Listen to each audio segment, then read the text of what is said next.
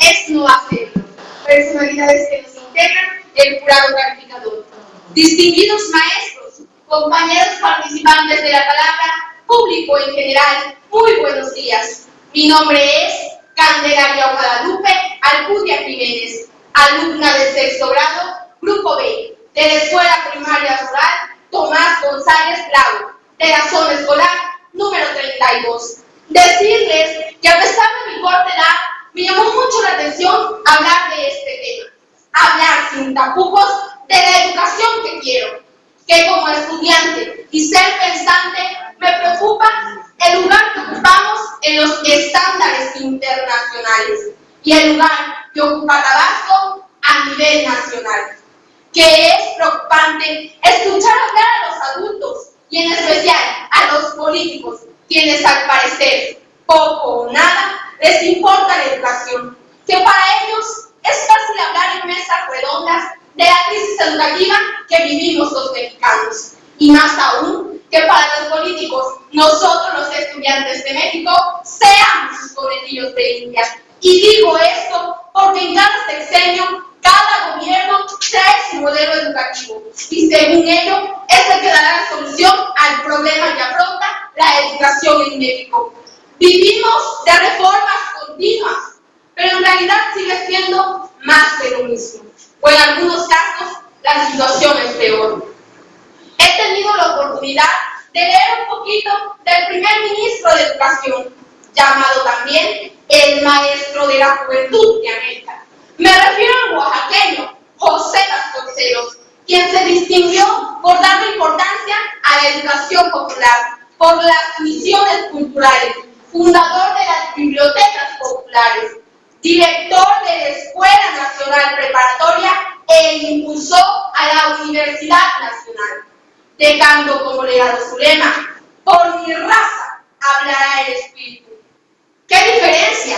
Es claro que no tuve la maravillosa oportunidad de vivir esta época, pero sí de leerla, de saber que en aquellos tiempos la educación en México era productiva y transformadora. ¿Qué tiempos aquellos? Mi abuelo me decía, ¿qué tiempos, hija? En las tardes regresábamos de nuestra escuela a cuidar nuestros huertos, los cultivábamos y teníamos cosechas.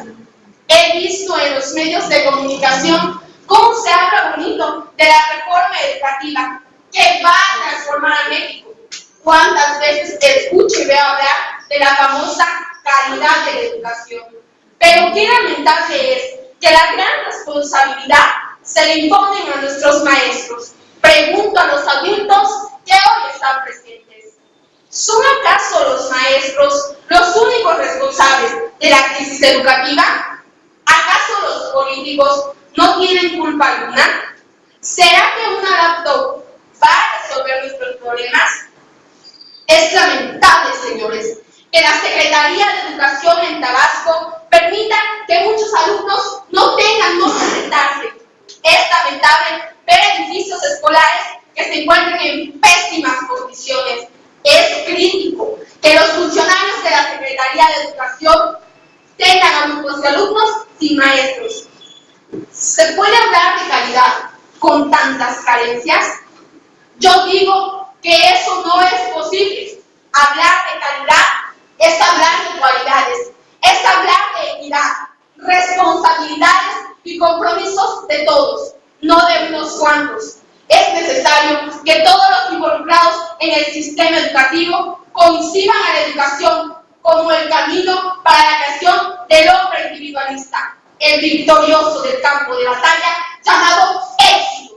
Ante lo expuesto, dejo de manifiesto que para que nuestra calidad educativa sea mejor, es necesario que cada uno de los involucrados en el proceso enseñanza-aprendizaje asuma su responsabilidad, que todos tengamos un cambio de actitud como profesionales de la educación, como autoridades educativas, como padres de familia y como estudiantes. Insisto también que el cambio debe de permitir la equidad, porque no podemos tener políticos o funcionarios con salarios que son un insulto para millones de mexicanos en extrema pobreza y maestros con salario de hambre. Concluyo diciendo que en a dar lo mejor de sí.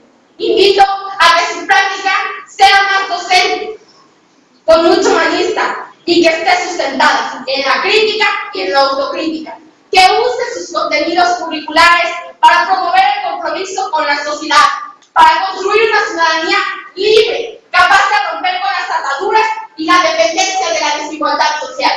En este escenario vislumbro una educación para la vida, en el marco de la libertad. Ello es lo que debe medirse para saber si la educación cumple con la esencia misma de su misión: formar hombres libres para el logro de mejores indicadores del desarrollo humano y con sentido de su propia existencia, para ser personas con conocimientos, destrezas y habilidades para ser mejores. Y no duden y no olviden que nosotros somos el futuro del México próspero, del México justo y del México libertario. Y no duden que si ustedes, los adultos, nos dan la palanca, moveremos al mundo. He dicho. Muchas gracias. Excelente día.